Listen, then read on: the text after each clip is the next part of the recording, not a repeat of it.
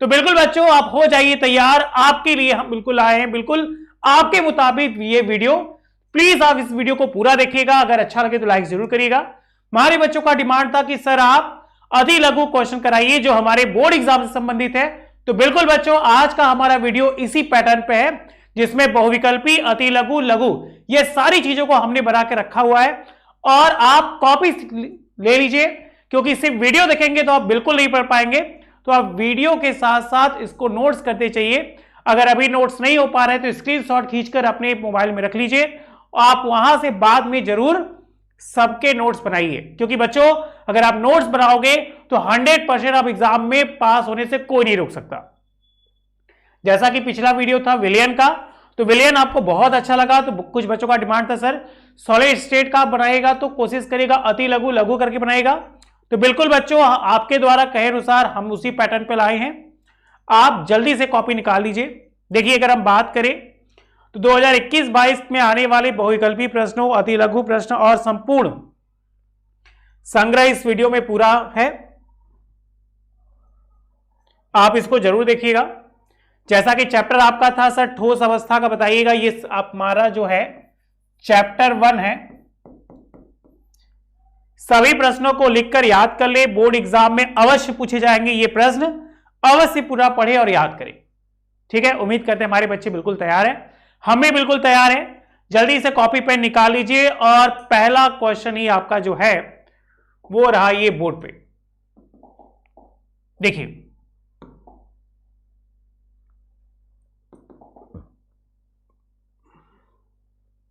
Question number 1 क्या है?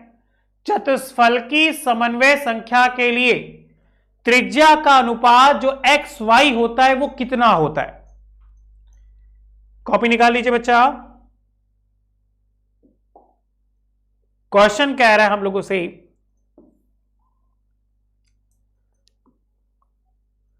चतुष्फलकी समन्वय संख्या के लिए त्रिज्या का अनुपात y प्लस और y माइनस होता है कितना? 1 2 3 4। तो जैसा नाम है चतुष्फलकी संरचना, इसका आंसर नीचे दिया गिवन है कि चतुष्फलकी संरचना के लिए समन्वय संख्या कितनी होती है? 4। और त्रिज्या का अनुपात जो है वो 0.225 से कहां तक? 0.414 होता है। ओके, तो ये आंसर क्या हो जाएगा आपका? 3rd। याद हो गया? हम लोग के बोर्ड एग्जाम में ऐसे ही क्वेश्चन आएंगे, कॉपी करिए।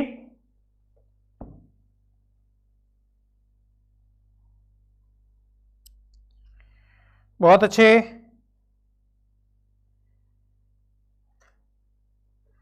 आगे बढ़ रहे हैं ना। सबसे पहला एक क्वेश्चन था कि ठोस अवस्था, तो पहला क्वेश्चन आपके सामने अति लघु का ये है क्या, जो 1 अंक में आता है, ठोस कठोर क्यों होते? ये आपके एनसीईआरटी बुक का क्वेश्चन है, आप अपने बुक में भी देख सकते हैं। ठोस कठोर क्यों होते हैं? तो क्या पाया? ठोस कठोर होते हैं क्योंकि ठोसों में अवयवी कणों के मध्य प्रबल अंतराणु बल पाए जाते हैं, जिसके कारण इनके अवयवी, देखिए, जिसके कारण इनके अवयवी कण निकटतम दूरी पर निश्चित जालक बिंदुओं पर स्थित हो जाते एवं एक संकुलित व सघन संरचना का निर्माण करते हैं। इसलिए ठोस क्या होते हैं? कठोर होते हैं। हम लोग क्या जाने थे कि जो ठोस के कण होते हैं वो बहुत पास पास होते हैं। क्यों पास पास होते? क्योंकि इनके बीच का जो अंतराण्विक बल होता है वो इनको बांधे रखता है। इन्हीं के द्वारा जो है ये क्या होते हैं? बहुत पास पास होते हैं। बताइए क्वेश्चन नंबर 2, यूरिया का गलनांक तीक्ष्ण होता है जबकि कांच का नहीं, क्यों? तो क्योंकि यूरिया एक क्रिस्टली ठोस है जबकि कांच एक अक्रिस्टली ठोस है। तो जो भी क्रिस्टली ठोस होंगे उनके गलनांक तीक्ष्ण होंगे, अक्रिस्टली वाले नहीं। कॉपी करिए।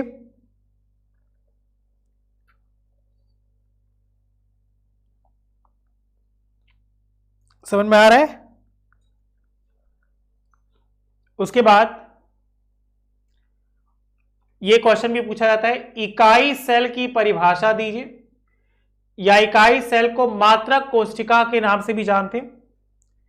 याद करिए, दोनों साथ साथ लेके चले तो ये अच्छा रहेगा, आप बनाते चलिए ऐसे ही। संपूर्ण क्रिस्टल संरचना में वह छोटी से छोटी इकाई जिसमें सभी दिशाओं में समान रूप से बार बार दोहराने पर पूर्ण क्रिस्टल संरचना का निर्माण होता है, उसे ही एकक या मात्रक कोशिका कहते हैं। अगर बात होगी सर एक एग्जाम्पल दीजिए, तो एक एग्जाम्पल है सरल घन इकाई, जिसको सिंपल क्यूबिक सेल के नाम जानते हैं, एससीसी, में प्रत्येक कोने पर अवयवी कण विद्यमान है। याद करिए, ये टोटल हो गए 8 कोने, 1 2 3 4 5 6 7 8। कॉपी कर लीजिए।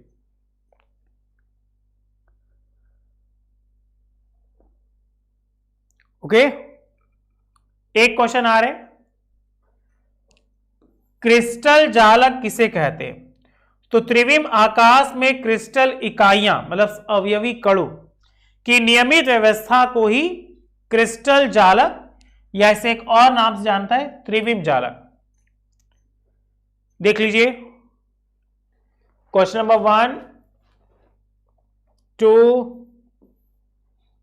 3 4 5 5 क्वेश्चन आपके सामने बोर्ड पे, जल्दी से कॉपी कर लीजिए। एक साथ करते चलेंगे तो अच्छा रहेगा, ठीक है? फास्ट फास्ट, जितनी जल्दी करेंगे उतनी जल्दी क्लियर होगा। अभी नहीं कर पा रहे तो आप क्या करिए, स्क्रीनशॉट खींच के रख लीजिए, बाद में करिएगा। चलिए भाई, क्वेश्चन नंबर 6,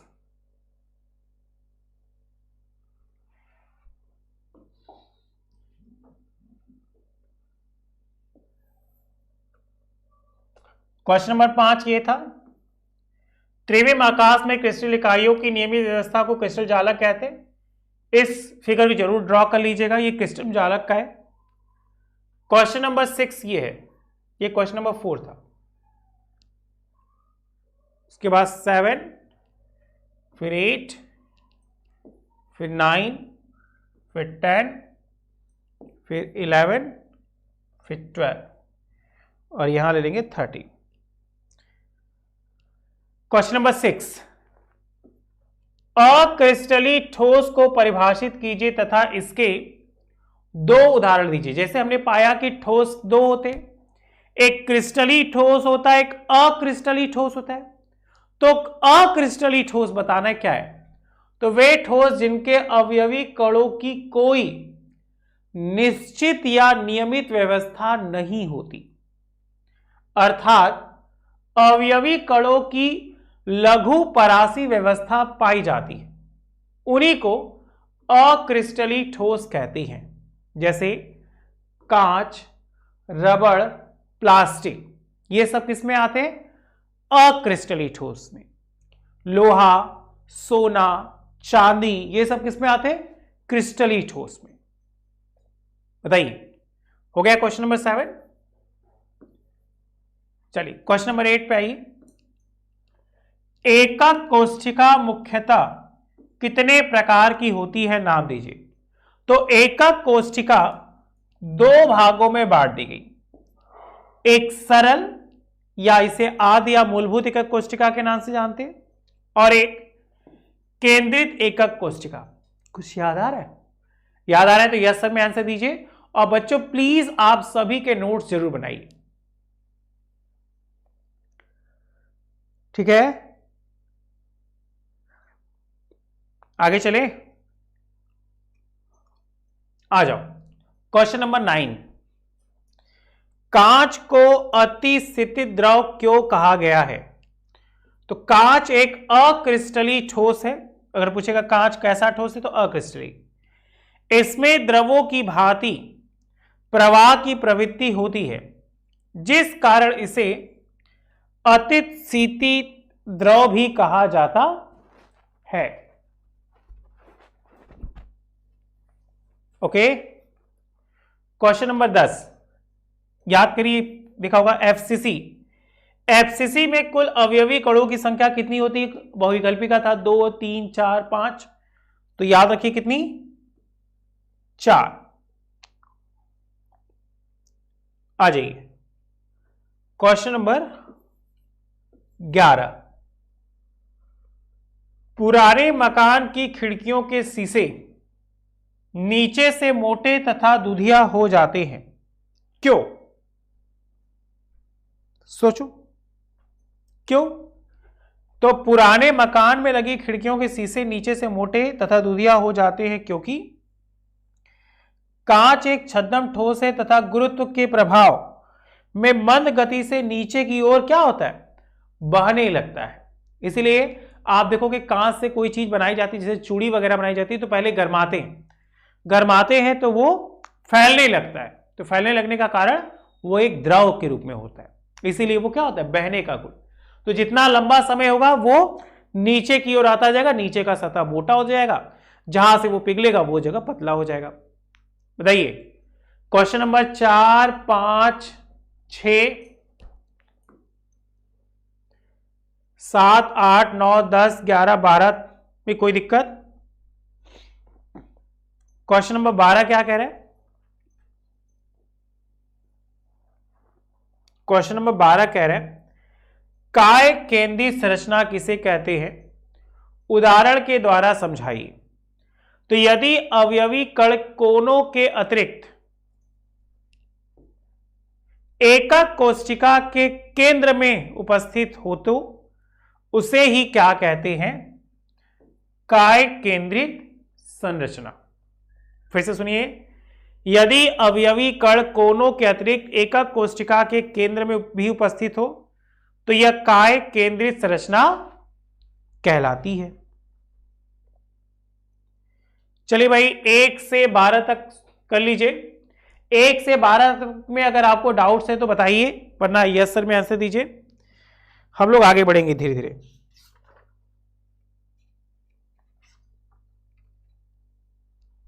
अगर कोई डाउट है तो जरूर बताइएगा मुझे।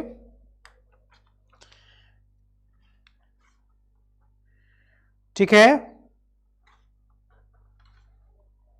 थोड़ा जल्दी जल्दी हाथ चलाएंगे तो और अच्छा होगा।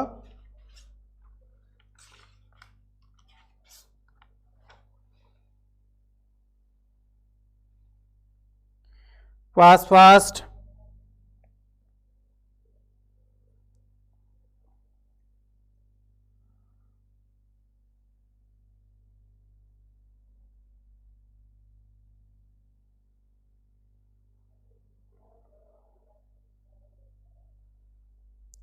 जल्दी जल्दी कॉपी करिए बच्चा।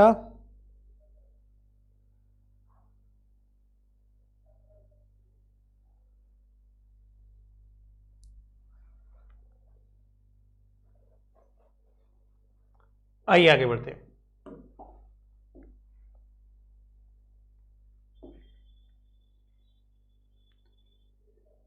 Question number 13।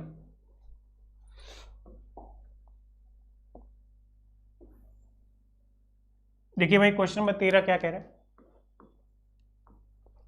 आयनिक ठोस गलित अवस्था में विद्युत के सुचालक होते हैं जबकि ठोस अवस्था में नहीं।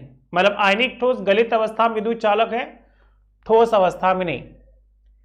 13 14 15 16 17 और 18। तो क्योंकि गलित अवस्था या जलीय विलयन में आयनिक ठोस के आयन मुक्त हो जाते एवं इन आयनों के कारण ही विद्युत का धारा प्रवाह होता है, ठोस अवस्था में मुक्त आयनों की अनुपस्थिति के कारण ये क्या होते? विद्युत के कुचालक। अरे सुचालक कब होगा? जब आयन का प्रवाह होगा। जब आयन का प्रवाह नहीं होगा तो सुचालक कैसे होगा? तो वो कुचालक हो जाएगा। राइट, इस बात से सहमत है? उसी तरह क्वेश्चन नंबर 14 कह रहा है विद्युत का सुचालक नर्म संयोजक ठोस कौन सा है? तो याद रखिए सिबेट, जिसका नाम है क्या, ग्रेफाइट। अब आपको याद होगा ये धातु नहीं, ये अधातु है। क्वेश्चन नंबर 15, षटकोणीय क्रिस्टलीय निकाय से क्या अभिप्राय है? तो वह निकाय जिसमें दो अक्ष समान होती है परंतु तीसरी अक्ष क्या हो, असमान होती है। जैसे A equal to B is not equal to C, इसी को कहा, उसी को षटकोणीय क्रिस्टलीय निकाय कहते हैं। जहां अल्फा बीटा के कोण तो 90 डिग्री के होते हैं, लेकिन गामा का जो कोण होता है वो 120 डिग्री हो जाता है। क्वेश्चन नंबर 16, अध्रुवी आणविक ठोस नर्म होते हैं क्योंकि इन ठोसों में अवयवी कणों के मध्य दुर्बल परिक्षेपण बल होता है। इन्हीं को एक और नाम से जानते हैं जिसे लंदन बल कहते हैं। 17, द्विविमीय वर्ग निबिड़ को ए प्रकार की व्यवस्था कहा जाता है, क्यों? तो द्विविमीय वर्ग निबिड़ संकुलन में अवयवी कणों की पंक्तियां समान होती है। यदि एक पंक्ति को ए कहते हैं तो सभी पंक्तियों को क्या, ए, बी कहेंगे तो बी, पी कहेंगे तो पी, मतलब पंक्तियों की संख्या समानता पाई जाती है, इसलिए कहा गया। 18, हाइड्रोजन आबंधित आणविक ठोस के दो उदाहरण, तो वो याद कर लो। कोई भी अनियमितता या विचलन क्रिस्टल ठोस कहलाते हैं। रेखीय दोष किसे कहते हैं? तो जालक बिंदुओं की पूर्ण पंक्तियों की आदर्श व्यवस्था में अनियमितता को रेखीय दोष कहते हैं। रस समीकरण मिति दोष से आप क्या समझते हैं? तो ऐसी त्रुटियां या दोष जिनके कारण क्रिस्टल की रस समीकरण मिति अपरिवर्तित रहती है या यौगिक में उपस्थित धनायनों तथा ऋणायनों का अनुपात यौगिक के अणुसूत्र के समान ही रहता है, उसी को रस समीकरण मिति दोष कहते हैं। क्वेश्चन नंबर 4, क्रिस्टल जालक में जालक बिंदुओं से अवयवी कणों के लुप्त होने पर किस प्रकार का दोष उत्पन्न होता है? ध्यान दीजिएगा, क्वेश्चन कह रहा है आपसे, क्रिस्टल जालक में जालक बिंदु से अवयवी कणों के लुप्त होने पर किस प्रकार का दोष उत्पन्न होता है? तो यदि क्रिस्टल जालक से अवयवी कण अपने निश्चित या नियमित स्थान से बाहर निकल जाते तो उनमें दोष रिक्तिका दोष होता है।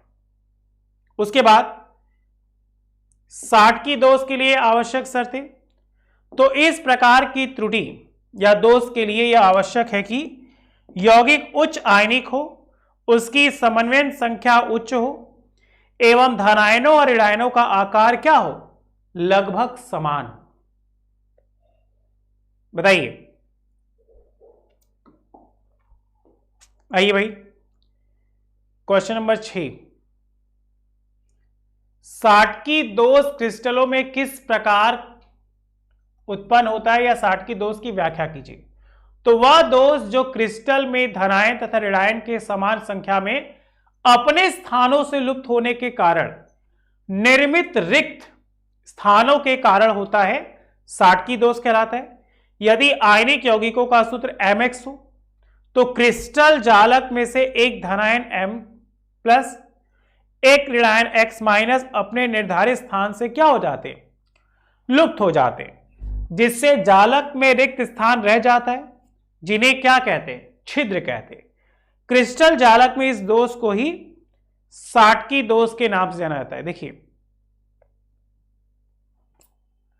यही जो बीच में खाली स्थान आया तो वो छिद्र को क्या किया, लुप्त कर दिया, और छिद्र को लुप्त करने पर ही जो दोष उत्पन्न हुआ उस दोष को ही हम क्या कहते हैं, साटकी दोष।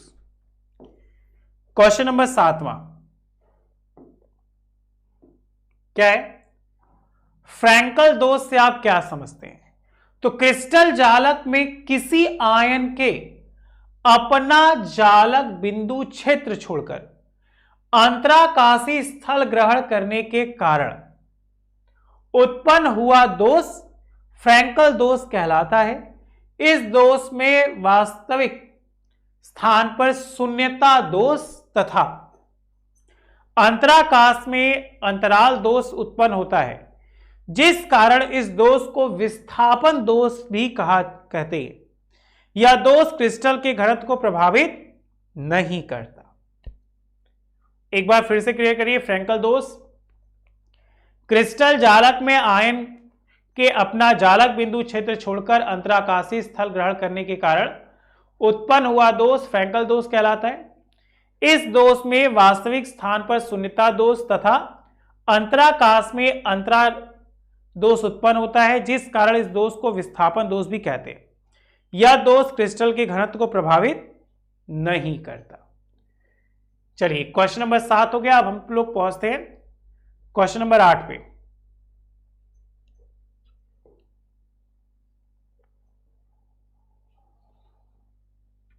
क्वेश्चन नंबर 8, फ्रैंकल दोष के लिए आवश्यक शर्त क्या है? तो फ्रैंकल दोष उन क्रिस्टलों में पाया जाता है जिनकी समन्वय संख्या कम हो एवं धनायन व ऋणायन के आकार में बहुत अधिक अंतर न हो, अर्थात जो त्रिज्या अनुपात हो वो क्या होनी चाहिए? कम होनी चाहिए। उसके बाद कह रहे हैं फ्रैंकल दोष युक्त क्रिस्टल जालक का घनत्व अपरिवर्तित रहता है, क्योंकि ये इंपॉर्टेंट है, 2016 में पूछा है बेटा। तो फ्रैंकल दोष युक्त क्रिस्टल जालक का घनत्व अपरिवर्तित रहता है क्योंकि प्रति इकाई आयतन में आयनों की संख्या में कमी या वृद्धि नहीं होती, अर्थात आयनों की कुल संख्या क्या होती है? अपरिवर्तित रहती है। चलिए, क्वेश्चन नंबर 10 हेडिंग बनाइए। देखिए क्वेश्चन नंबर 10 क्या कह रहा है। क्वेश्चन नंबर 10 कह रहा है यौगिक जो स्थिर अनुपात के नियम का पालन नहीं करते वो किस प्रकार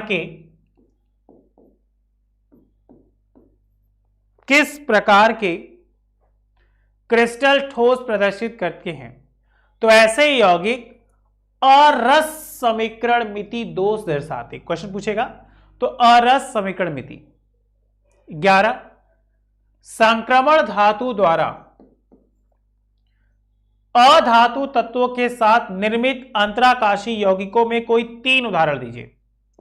लिख लीजिए भाई, 1, 2, 3, इंपॉर्टेंट है। एफ केंद्र किसे कहते हैं? तो क्रिस्टल जालक में ऋणायनों के द्वारा उत्पन्न रिक्त स्थान जिनके इलेक्ट्रॉन भरे होते हैं उन्हें ही एफ केंद्र कहा जाता है। बताइए, क्या यहां तक आपको क्लियर हो रहा है? तो आप सभी यस सर में आंसर दीजिए। क्वेश्चन नंबर 13,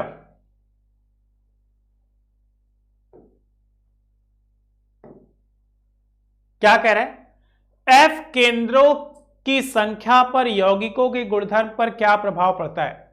तो एफ केंद्रों की संख्या में वृद्धि होने पर यौगिक के रंग की तीव्रता भी बढ़ जाती है। ठीक है, क्या प्रभाव पड़ता है? तो उसकी जो रंग की तीव्रता होती है वो क्या होती है? बढ़ जाती है। लिथियम क्लोराइड की अभिक्रिया लिथियम वाष्प के साथ कराने पर यह गुलाबी रंग का हो जाता है। क्यों? तो लिथियम क्लोराइड की क्रिया लिथियम वाष्प से कराने पर क्रिस्टल जालक में क्लोरीन आयन के स्थान पर इलेक्ट्रॉन युक्त एफ केंद्र उत्पन्न हो जाते हैं, इसीलिए इसका फलस्वरूप जो रंग की तीव्रता में वृद्धि होती है और यह बच्चा गुलाबी रंग का हो जाता है। चलिए भाई, क्वेश्चन नंबर 15, जालक के अंतराकाश में अतिरिक्त ऋणायन होने के कारण या होने वाला धातु अभाव दोष सामान्यता नहीं देखा जाता। क्यों? तो क्योंकि ऋणायनों का आकार बड़ा होने के कारण यह जालक में अंतराकाश को सरलता समायोजित नहीं करते। क्वेश्चन नंबर 16, प्रतिस्थापन ठोस विलयन किसे कहते? तो आयनिक ठोस में मिलाए जाने वाले अशुद्ध परमाणु या आयन क्रिस्टल में जब जालक बिंदु को ग्रहण करते हैं तो वहीं पे क्या प्रतिस्थापन दोष प्राप्त होता है। उसके बाद क्वेश्चन नंबर 17, अंतराकाशी ठोस विलयन किसे कहते हैं? तो आयनिक ठोस में मिलाए जाने वाले अशुद्ध परमाणु या आयन क्रिस्टल में जब अंतराकाश को ग्रहण करते हैं तो अंतराकाशी ठोस विलयन कहलाते हैं। बस अब खत्म है, ज्यादा नहीं है। क्वेश्चन नंबर 18, विद्युत अपघटनी चालक किसे कहते हैं? तो क्या कहा? आयनिक ठोस यद्यपि ठोस अवस्था में विद्युत का चालन नहीं करती, परंतु गलित अवस्था या जलीय विलयन में मुक्त आयनों की उपस्थिति के कारण ये विद्युत का चालन करते हैं, अतः इन्हें ही विद्युत अपघटनी चालक कहा जाता है। और ये हमारा लास्ट क्वेश्चन है आज की टॉपिक का कि 0 केल्विन पर अर्ध चालक कुचालकों की भांति व्यवहार करते हैं, क्यों? तो 0 केल्विन पर अर्ध चालकों के इलेक्ट्रॉन में इतनी ऊर्जा नहीं होती कि वे स्वतः ही संयोजकता बैंड से चालकता बैंड में जा सके, अतः इस ताप पर ये कुचालकों की भांति क्या करते? व्यवहार करते हैं। बताइए, क्या आज का सेशन अच्छा लगा? तो यस सर में दीजिएगा। कोई डाउट्स है तो जरूर लिखिएगा। अगर आपके कोई और सुझाव है तो वो भी बताइएगा। वीडियो अच्छा लगे तो लाइक जरूर करिएगा। ठीक है, चलो, thank you so much, bye bye.